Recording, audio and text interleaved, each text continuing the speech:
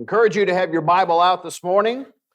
We are going to spend a good amount of time in the books of 1st and 2nd Samuel in our study, but we will start in 1 John chapter 2.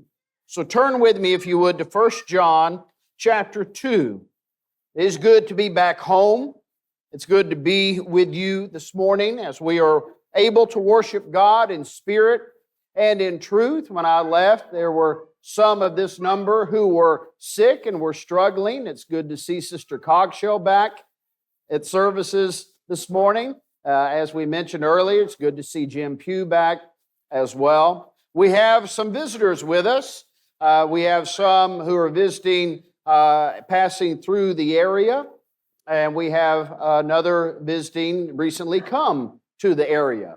Whatever it is that's brought you our way today, we're thankful that you're with us. You're an honored guest.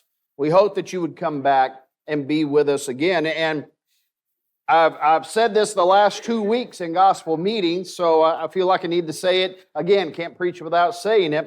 If you've got any questions about anything that you hear or anything that you observe while you're with us today, let us know.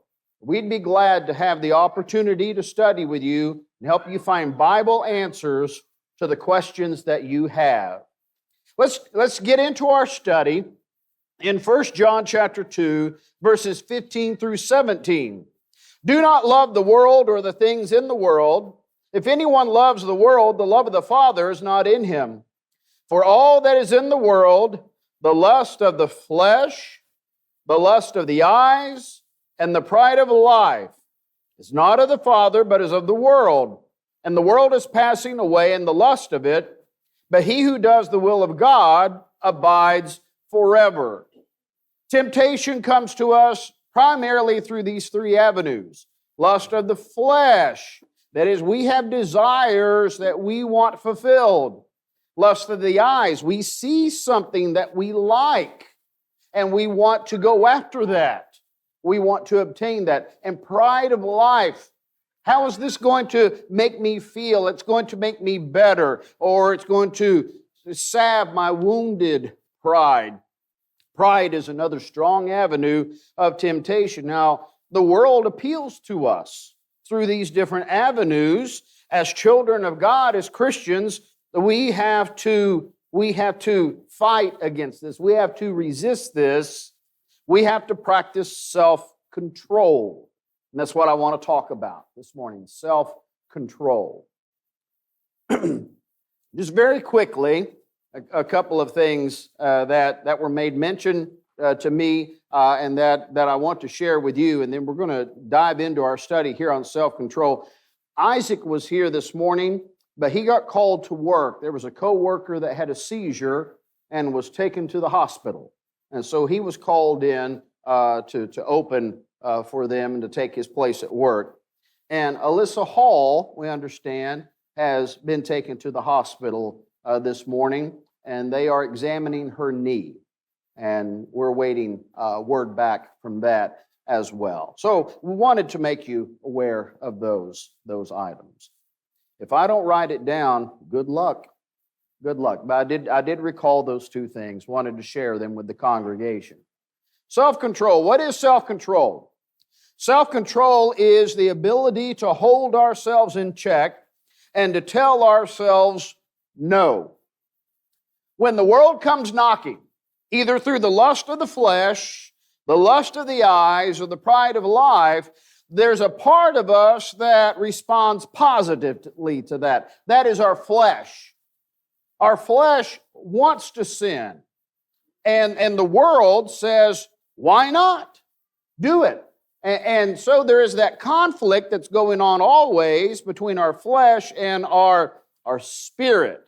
And it is our spirit that has to step up and has to be ready and willing to give an overwhelming no when the flesh is saying yes.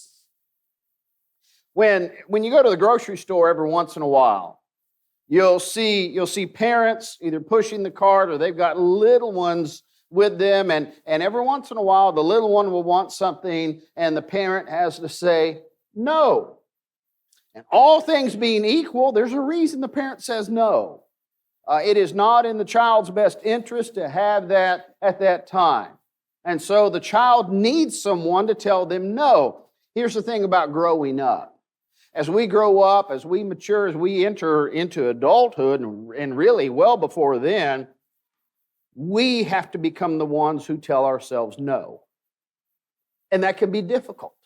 That can be difficult to do, but we have to be able and willing to do this. As a matter of fact, the ability to restrain oneself is a sign of character and a sign of great strength. Proverbs 16, verse 32 says, "He who is slow to anger is better than the mighty, and he who rules his spirit than he who takes a city." What does that mean? That means the person who can control themselves and conquer and overcome themselves is mightier than the one that can level a city and take over a city. Another proverb, chapter 25, verse 28, "A man without self-control is like a city broken into and left without walls." So self-control is the ability to say no, and we have to have that. But it's more than that. As we're considering this study today, it's more than just telling ourselves no and restraining ourselves from sinful desires. I also want to include in it the ability to avoid excess in lawful things. And that is to practice that word that a lot of us don't really like, moderation. Moderation, but that's a part of self-control, not overdoing it. It's okay to have a piece of caramel corn every once in a while. But when someone makes me a big bag of it, it's hard to stop. But sometimes that's where self-control comes in. Okay, that's enough of that. And by the way, I'm not asking for more caramel corn, by the way. But you get the idea that all of us struggle with different things like that where we need enough and we need to tell ourselves no. Also, self-control is the determination to do the difficult and seemingly impossible task. And so in this sense, it's when we have to tell ourselves, yes, you have to do this.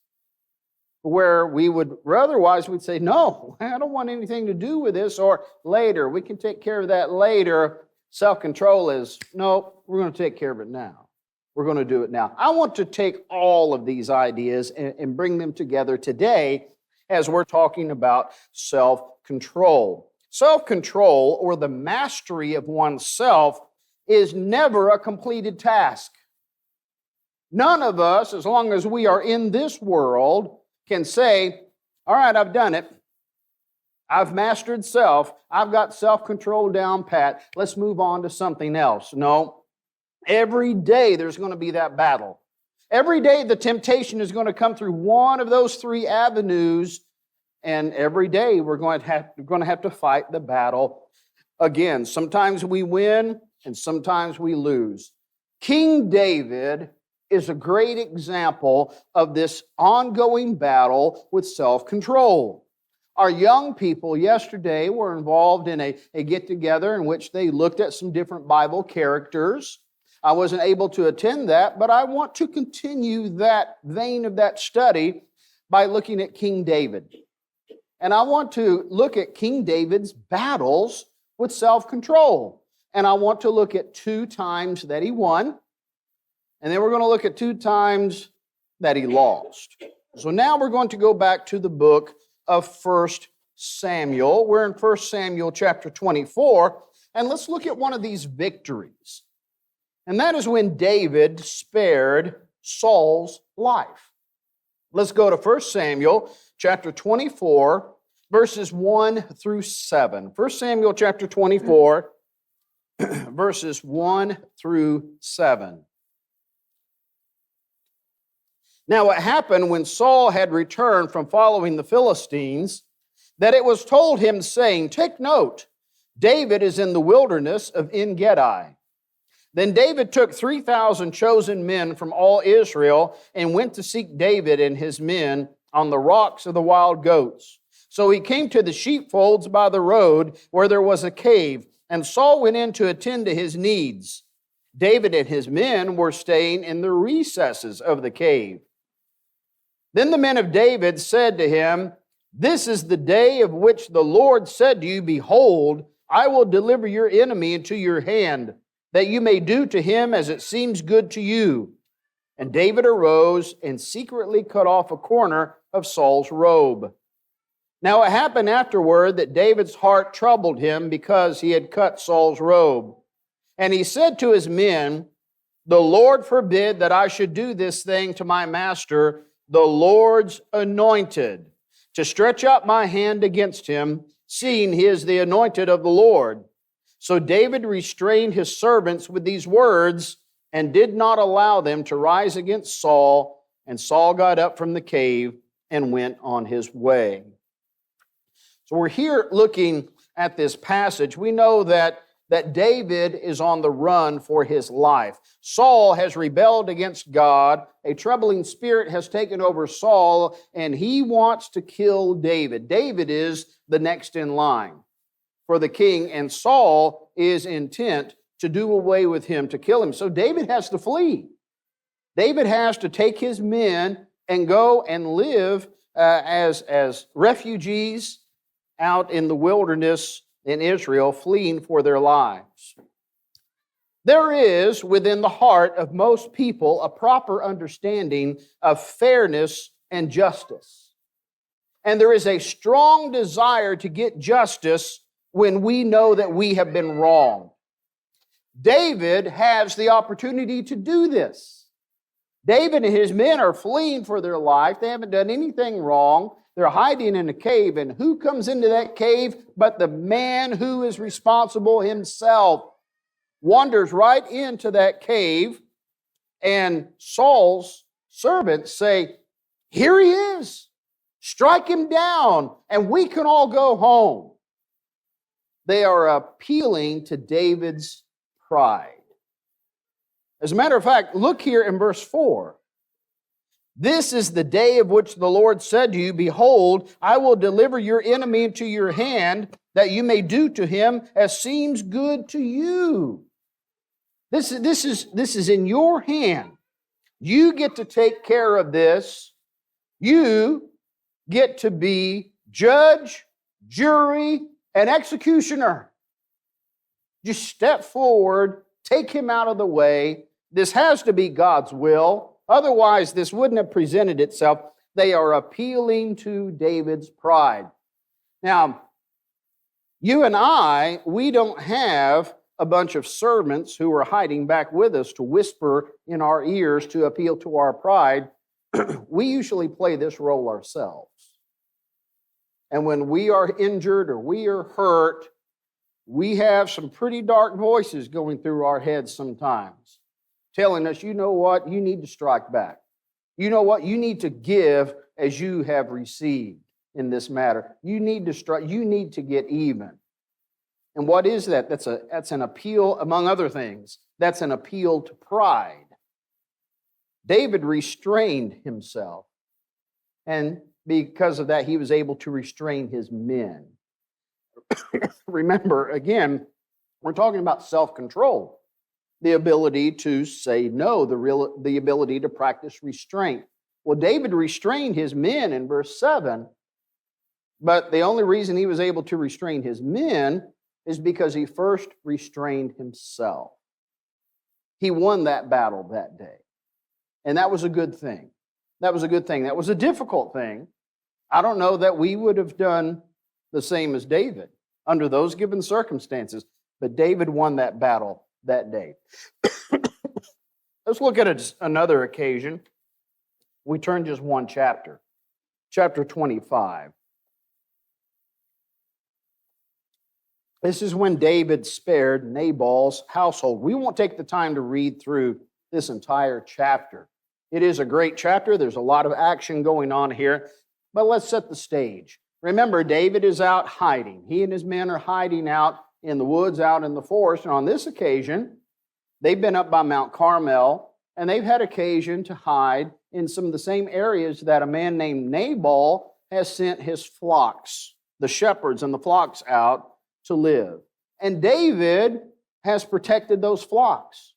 They need food, they're hungry, but they didn't take one of those lambs. Matter of fact, they protected them, they shielded them. And the shepherds even understood this. If you look down in verses 15 and 16, verses 15 and 16, here is one of these shepherds, one of these servants of Nabal, telling Abigail, Nabal's wife, what had happened, said, "But the men were very good to us, and we were not hurt, nor did we miss anything as long as we accompanied them when we were in the fields. They were a wall to us both by night and day, all the time we were with them, keeping the sheep." So David has been good to Nabal, and now it is a feast day, and David asked for Nabal to repay that kindness by giving David and his men some food. Let's read here in chapter 25. Chapter 25, verse 5 says, David sent 10 young men, and David said to the young men, "Go up to Carmel, go to Nabal, and greet him in my name. And thus you shall say to him who lives in prosperity, peace be to you, peace to your house, and peace to all that you have. Now I have heard that you have shearers, your shepherds were with us, and we did not hurt them, nor was there anything missing from them all the while they were in Carmel. Ask your young men, and they will tell you. Therefore, let my young men find favor in your eyes, for we come on a feast day. Please give whatever comes to your hand to your servants and to your son David." So when David's young men came, they spoke to Nabal according to all these words in the name of David and waited. Now, verse 10, notice how David's kindness is repaid. Then Nabal answered David's servants and said, "Who is David? And who is the son of Jesse? There are many servants nowadays who break away, each one from his master. Shall I then take my bread and my water and my meat that I have killed for my shears and give it to men when I do not know where they are from?" Verse 12 is very telling. So David's young men turned on their heels and went back, and they came and told him all these words. Their reaction shows that they understood just exactly what Nabal meant, even if we don't understand it from the reading of the text. He's saying, I'm not giving David anything, because David's a nobody. Who cares what you did for me? I'm not going to give anything to you. They turn on their heels, and they come back and they tell David, and David is ready to go after these men. Verse 13, then David said to his men, every man gird on his sword. So every man girded on his sword, and David also girded on his sword, and about 400 men went with David, and 200 stayed with the supply. So here they come. They're going to go after Nabal, and they're going to kill Nabal, and it turns out they're going to kill all the men. Well, Abigail, Nabal's wife, is told about this. As I'm reading through this text, I get the feeling this isn't the first time she's had to do this for her husband. This is familiar territory for her, because Nabal, the name Nabal means fool. And apparently she's had to bail her husband out before. But she knows he's in trouble now. She knows about David. And so she gets food ready, and she sends an envoy of food to intercept David. And then she hurries herself. And she finally greets David. And when she does, she bows down before him. And she speaks to him. Look at verse 26. Chapter 25, and at verse 26. Now therefore, my Lord, as the Lord lives and as your soul lives, since the Lord has held you back from coming to bloodshed and from, get this, from avenging yourself with your own hand. Now then, let your enemies and those who seek harm for my Lord be as Nabal. And now this present which your maidservant has brought to my Lord, let it be given to the young men who follow my Lord. Please forgive the trespass of your maidservant, for the Lord will certainly make for my Lord an enduring house, because my Lord fights the battles of the Lord, and evil is not found in you throughout your days. Now, Abigail is acting very carefully here, but what she is doing is she is trying to talk some reason into David. Because David is angry, and we know you get an emotional state like that, You're not thinking clearly. You're acting very impulsively. So she acts very quickly, very carefully to try to reason with David. And notice what she has said. She has said, you've done good and that you've not come to bloodshed to avenge yourself. Verse 25, or verse 26 rather, because verse 28, you fight the Lord's battles. This is not the Lord's battle. This is you avenging yourself. And if you proceed with this, you are going to have blood on your hands. And so it's good that you have stopped short of doing that. You know what? She got through to him. She got through to him and he calmed down. As a matter of fact, he says, if you hadn't showed up, I would have killed every man in your household. There would be none left. So again, it's his pride. It's his wounded pride. But he practices self-control. Now, there are a couple of lessons that stand out to me in this chapter that I want to share with you. Important lessons about the battles that we have with self-control. Number one is the danger of wounded pride and the elusiveness of self-control. Because in the previous chapter, he had it. And now he doesn't. And you know what? The same thing can happen to you and to me. There can be one day that we can win a battle. There can be one day that we can have a temptation that comes upon us, and it's a very strong temptation, and we defeat it. We beat it. And we think, we won. We've got this down, and the next day, what happens? Self-control is nowhere to be found. It's that elusive. And this account tells us of that, reminds us of that danger. Here's something else I see in this account. Sometimes we need help overcoming and winning our battles. Sometimes we need help with self-control. David's men in the previous chapter, they weren't any help at all. Rise up and kill him. But it was Abigail. It was Abigail who came and reasoned with David and helped him to see what it was that he was doing. And sometimes we need to listen to the friends that we have. Faithful are the wounds of a friend, Proverbs 27, verse 6 says. Sometimes it's hard to tell someone that you love, you're not thinking right. This isn't like you. You shouldn't do this. That's not an easy thing to say, and it's not an easy thing to hear.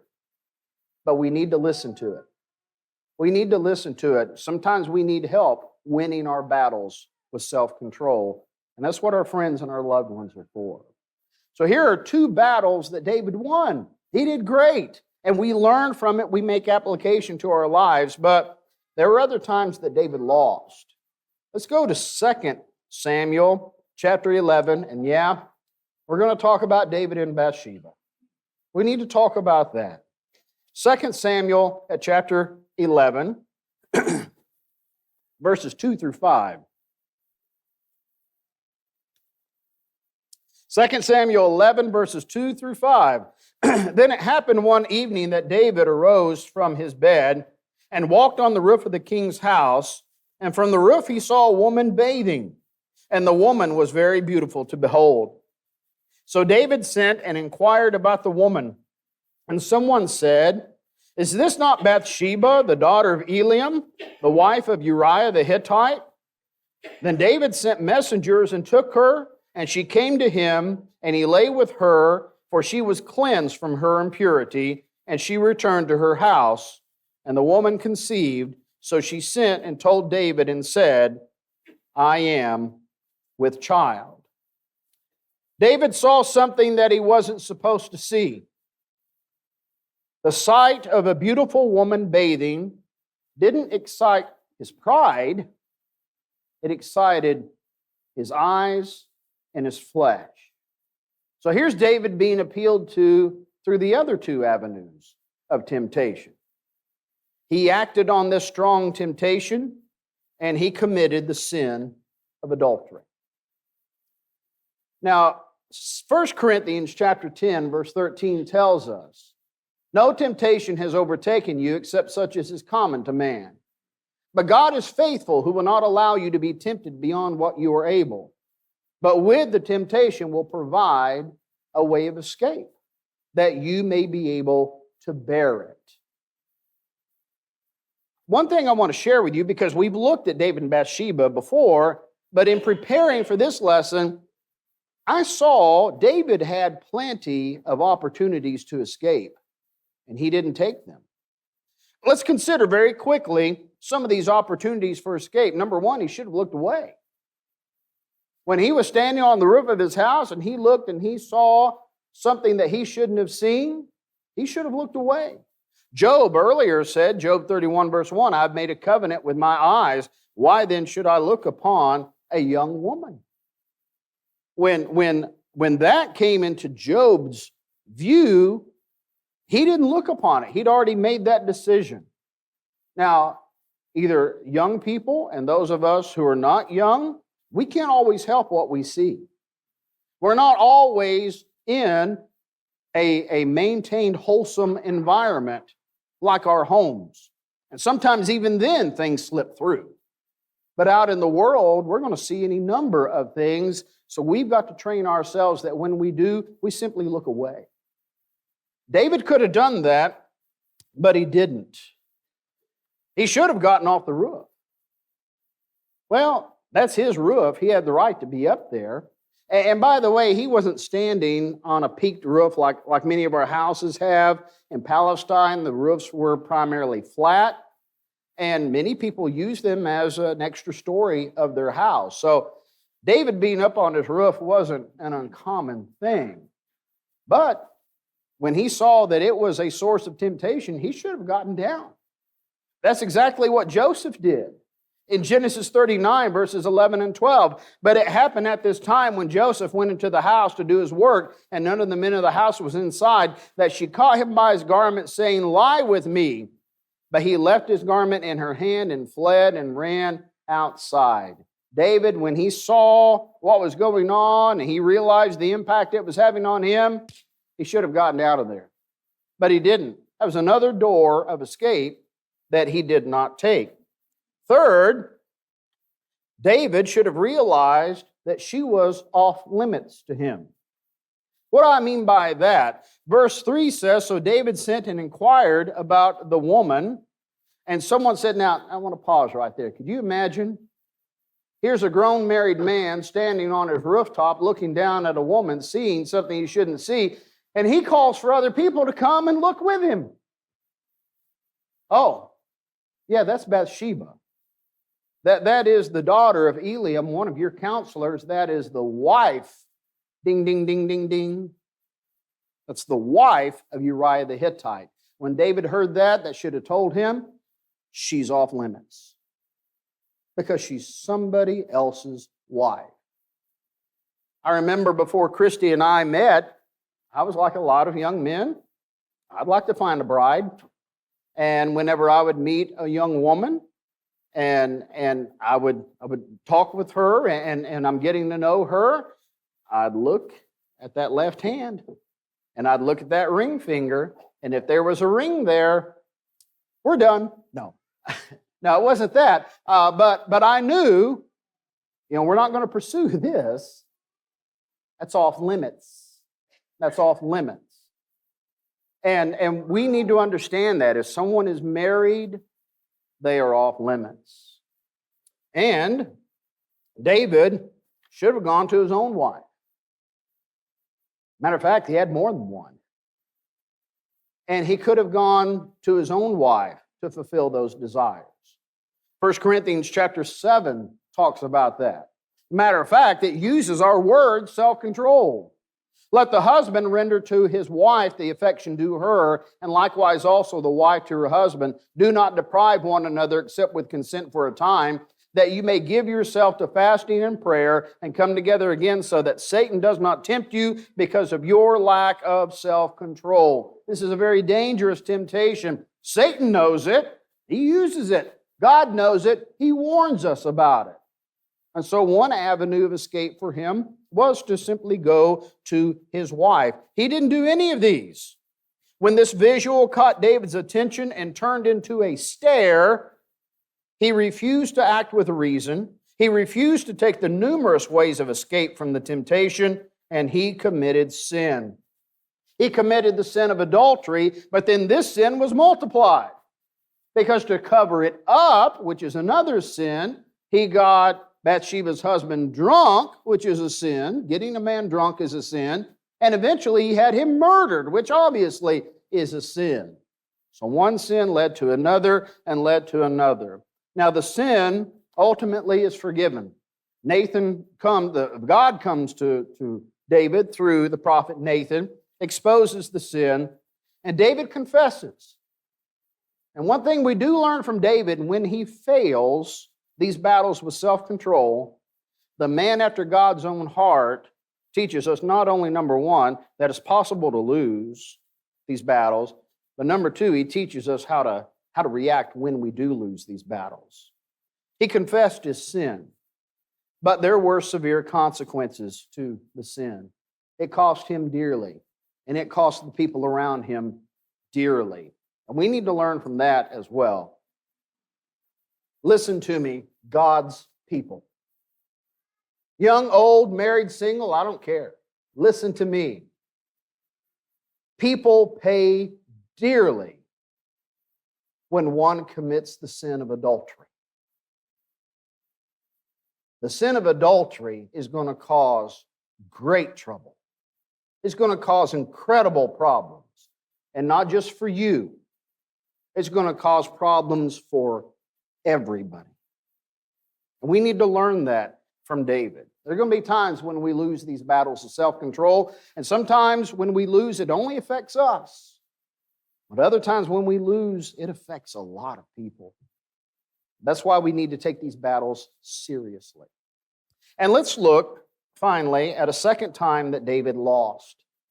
Turn to the very end of 2 Samuel, chapter 24.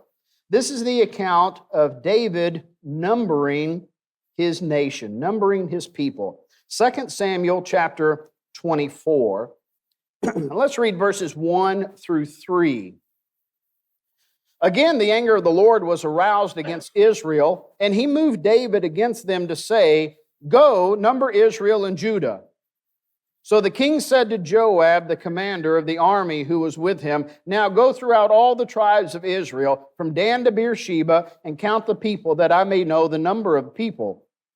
And Joab said to the king, "Now may the Lord your God add to the people 100 times more than they are, and may the eyes of my Lord and king see it. But why does my Lord and king desire this thing?" Interesting thing is happening here in this chapter. David wants the people of his kingdom numbered. Well, now, right off, we read that the Lord is aroused against Israel, and God is using this as a means of punishing Israel, but David's involved here. David is involved. He wants the people of the kingdom numbered. Joab, his chief commander, Joab questions this command. And likely, he's trying to reason with him. Have you thought this thing through? Are you really sure this is what you want to do?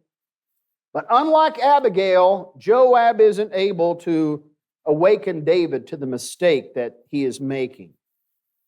It appears that David is trying to find out how large of an army he has. When you look down at verse 9, then Joab gave the sum of the number of the people to the king, and there were in Israel 800,000 valiant men who drew the sword, and the men of Judah were 500,000 men. What's the problem with knowing how big your army is? Well, the problem here is that God took offense at it because God is the protector of Israel, not David, and not the size of his army. So once again, this is a matter of pride. David wants to see how big of an army he has at his disposal. It is a sin of pride. David isn't motivated by injustice here. He's in a comfortable position. He's falling victim to his pride. He fails to exercise self-control. He loses this battle, and he commits sin. Now, you and I may not be reigning as kings, and we may not have access to an army to command as our own, but we are still expected to trust God to protect us and to see us through in our daily lives. And when we overlook God's promises and we rely on ourselves as the only means of provision, we're showing a lack of faith in God, and we are opening the door to sin. David lost this battle, and God forgave him his sin. We read of that in the chapter. But once again, innocent people suffered because of David's lack of self-control. Verse 15 tells us 70,000 men died in this plague. People in positions of authority and influence are going to see similar consequences when they lose their battles with self-control. Think about national leaders. They have to struggle with self-control. Should I do this? Should I do that? Should I respond to this provocation in this way? And when they lose those battles, people in their nation suffer as a result. Maybe the CEO of a company, and he's wanting the company to grow and to be successful, and he decides, to do this, we're going to cut some corners. We're going to cut some corners. We're not going to report these profits. We're going to do this. We're going to do that. Eventually, it's found out. What happens? He's not the only one who suffers. Shareholders suffer. Employees might get laid off, lose their job because the company's going to lose profits. A lot of people suffer because of that. Let's come to the home. What about parents? What about when a father or a mother decides they're faced with temptation and they lose a battle with self-control, they decide that they're going to sin?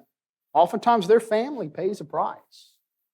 It affects their family. Maybe they turn to the bottle, maybe they turn to gambling, maybe it's something else.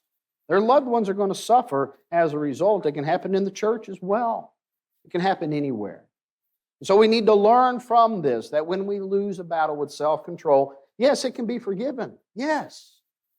But there are physical consequences that aren't just wiped away.